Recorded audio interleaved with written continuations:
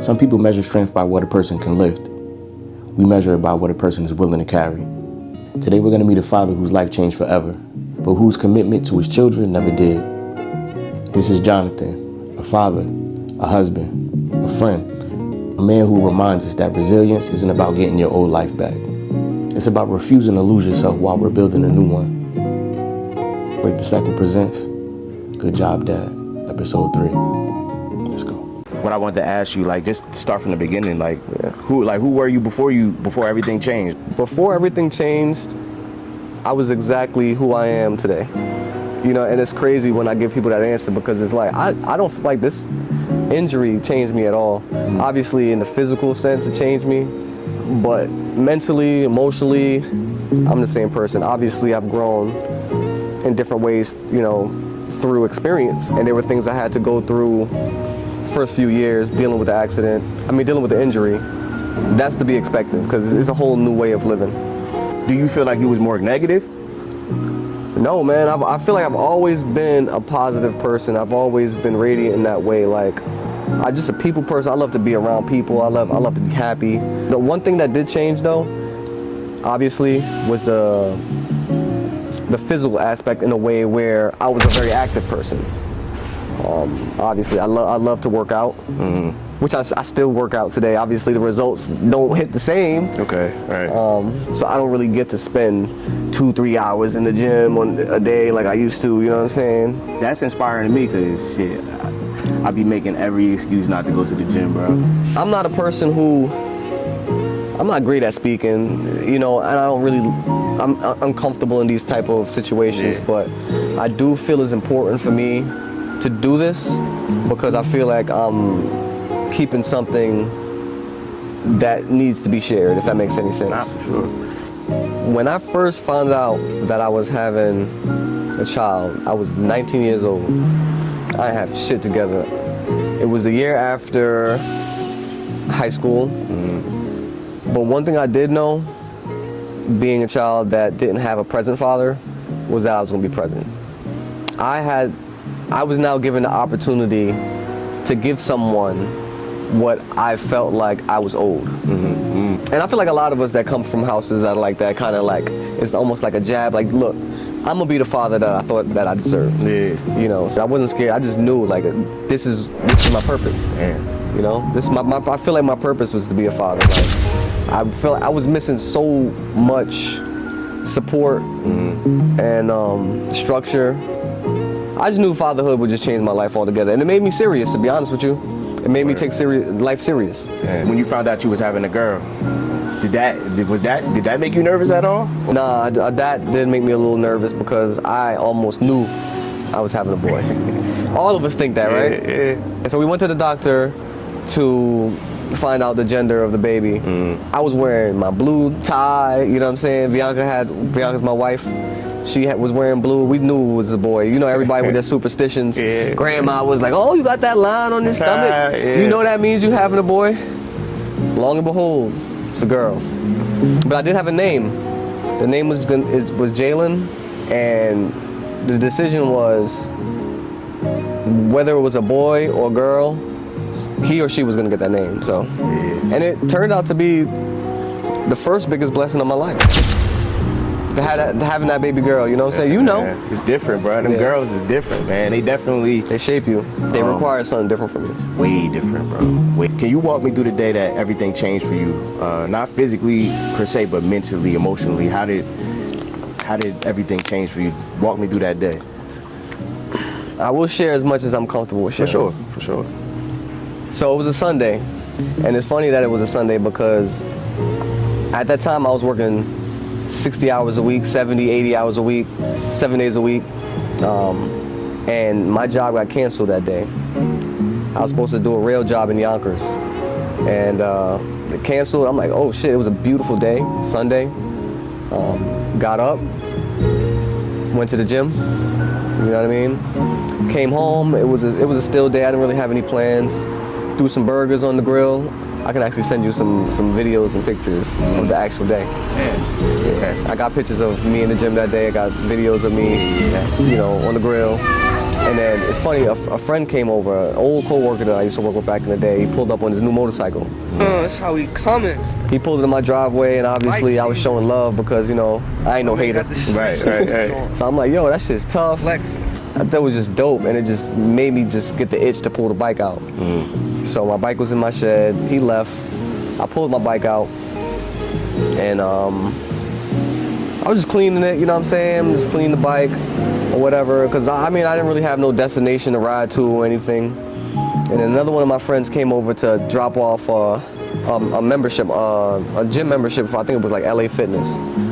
And, you know, making a long story short, I brought the bike out, I was doing stupid shit on the bike, and, you know, when you do stupid shit, sometimes stupid shit happens, so that's what happened. Man. So, you know, I know that it probably was a lot for you emotionally and mentally, but after your injury, what was the hardest battle that nobody else could see? Accepting my new reality. Accepting the fact that I could no longer be that active physical being. And that was the hardest part, the hardest transition. And what actually got me through that was my support system. You know, I gotta show love to my support system. My amazing wife, who was only my fiance at the time, my mother, my god sister, my mother-in-law, friends and family. All my friends circled around me and showed love. Yeah. Diddy, you know, he's a real one. Keon, Chris, Justin, Leonard, Leo, I hope I'm not forgetting anybody. Dante, Vic Mary, Yelsa. These people who showed up for me every Sunday when I was in the rehab. And if I'm forgetting somebody, I apologize, man, because I love all of you guys, you know what I mean? Blame my head, not my heart. Thank God for good friends, bro. And family, for sure. Oh, I did forget somebody. Wendell, I love you, bro. Good You brother. came to the hospital with balloons, I ain't forget you. Good brother Wendell. Yeah, love that man. And I do want to show Karan some love. Because I've been trying to look for a good opportunity for years. Yeah, Karan. For years to he's get a this man some love. bro. Bro, thank you, man. When I was in my rehab bed, I was looking like shit. You know what I'm saying? Scruffy, hair going crazy. Bro, I'm the type of dude I like to keep myself clean, you know? Correct. So I was looking crazy. This is the craziest I've ever looked in my life. You know what I'm saying? Karan took it upon himself to come up, get me clean. Every other week, he was there. By my side, he was cutting my hair, making me look good. After I got home, he was coming to the house for the whole year, bro. Free haircuts. I did not want it for free, bro. I'm like, bro, let me pay you. Begging him. Yeah. He don't want it? No, he didn't want it, man. That's a good He brother, cut my man. hair for free for a whole year, no charge. And he's always been a real one. I got a lot of good brothers, man. That's always showed up for me. Nah, you know. My brother-in-law, Christian. I love you, brother. Thank you for everything you do for me and my family. I appreciate you. I wanna shine a light on the women in my life. Let's talk about it. Now, when I think of strength now, I think of women. Because when I was going through this situation and my life was in a windmill, the women in my life showed up for me like I couldn't even imagine. The selflessness, the resilience, the way they just was like just strong, and you know, they showed no emotion, no tears, no nothing. They showed up for me. It was the most gangster shit I've ever seen in my life. Because I'm like, I know, man, I know what I meant to these women. You know what I'm saying? I was Superman. Yeah. You know what I'm saying? And they all put on their capes. Saved you. Saved me. That's fire. And they pulled me out of the fucking fire, bro. That's fire. And once I realized who I had in my corner, I decided to move on. You know what? I gotta be who they think I am. And how old was your baby girl? Jalen was 5 years old. On that time. And it's funny because she was right on the street kind of when it happened. But you know, and Bianca, you know, pulled her out of there. She ran over to me, you know what I'm saying, wrapped my head up. Her and my friend Leonard at the time, they saved my life. You know what I'm saying? Bianca, she saved my life so many times, it's not even funny, man. I'm like, yo, she not gonna let me go. Yeah. Like, you know, and what more motivation do you need than that to keep pushing? Nah, come on. You know what I'm saying? You got strong women and strong people in your life that believe in you more than you can even believe in yourself. Like, I'd be selfish to fucking give up, you know what I mean? So I gotta, like I said before, I gotta be who they think I am. Nah, facts. You know? So with that being said, was there ever a moment where you questioned what kind of father you actually could become? Yes, because like I said, I was a very physical, active being. I had aspirations of, you know, I'm the guy that's throwing my kid 10 feet in the air. Yeah. You know what I'm saying? I'm gonna show you how to swim. I'm gonna show you how to run. We're gonna work out. You know what I'm saying? And it's crazy because like you wanna lead by example. And I thought I lost that. I thought I wasn't gonna be able to lead by example. But I feel like this situation has kind of put steroids on that situation. Because it's like if dad's getting up working out, what's your excuse? Come on. You know what I'm saying? Word. If dad's getting up going to work every day, what's your excuse? You know what I'm saying? And that's saying that to everybody, not only your kids, me, You know what I'm saying? everybody that come in contact with you, bro, for real. You just a testimony just moving around, bro, for real. I appreciate, and that's why I decided to do this, because I'm like, you know what, I'm gonna do it. Because I think there is something, I was definitely blessed. And I definitely feel I move with angels around me, and it's proof, it's a testimony, it's proof that God is real. For real. You know what I'm saying? So I'd be selfish not to share it. What's something that your children taught you that you never expected during this experience? And dad's not always right. You know what I'm saying? Sometimes dad needs to chill out, dad needs to listen, and dad needs to communicate. Because it's not all what we want or what we think is best. You know? Yeah. Sometimes too much control is toxic. You know, especially as a father, we think we just want to like push, pressure. I have all these expectations of you, and then, you know, it's not fair. Our children are human too, you know? Yeah. So one of the biggest lessons my children have taught me is that dad can be wrong and it's okay to be wrong. So you married. I know you said that was your fiance before your accident. What made you want to get married? Like, what made you be like, nah, this is it? Like, I knew I was gonna marry that woman when she told me she was pregnant. I don't care. I didn't care what else came with it. right. You know, I knew that I wanted to be a present father. Like, I knew I wanted. what about a husband though? That, cause I know, cause I'm dealing with that. It's like, damn man, like, I'm a good dad, but I'm not the best Yeah, partner. partner. You know what I'm saying? I think I was always like, I was always a one, and this might sound a little cliche, but it's true. I was always a one-woman man. Like, I'm not saying I'm perfect, you know, unless it's a real thing, but to devote time to person. Like, I was always a lovey-dovey type of, like, I want to spoil you type person, so you can't really do that for multiple people. I don't know if it was going to end up like that. I had no idea. I had no idea who she completely was until after my accident, to be honest with you. Damn. Because after my accident, and she showed me who she was completely. It's like, bro, how can you not marry that? Nah, facts. You know what I'm saying? Like, obviously before that, you know, selfishly, you kind of, all of us think we the man, you know what I'm saying? You know, like, I felt like I had it going on. I carried myself a certain type of way. You know, I was a hard-working man, you know what I'm saying? And then you have this woman show up for you, show up for her family in a time like that. And you gotta remember, we were young, man. You know, people talk, oh, you know, she ain't gonna stay. You know what I'm saying? He ain't gonna be shit. You know what I'm saying? A lot of people, and it's crazy because sometimes the closest people to you, they think it's over. You know, the biggest support came from people I was shocked that it came from. Yeah. You know, people like you don't know, like the type of people who believe in you. Like, I'm like, you believe in me? You know, I'm like, you don't owe me nothing. Yeah. You don't owe me anything. But that is God.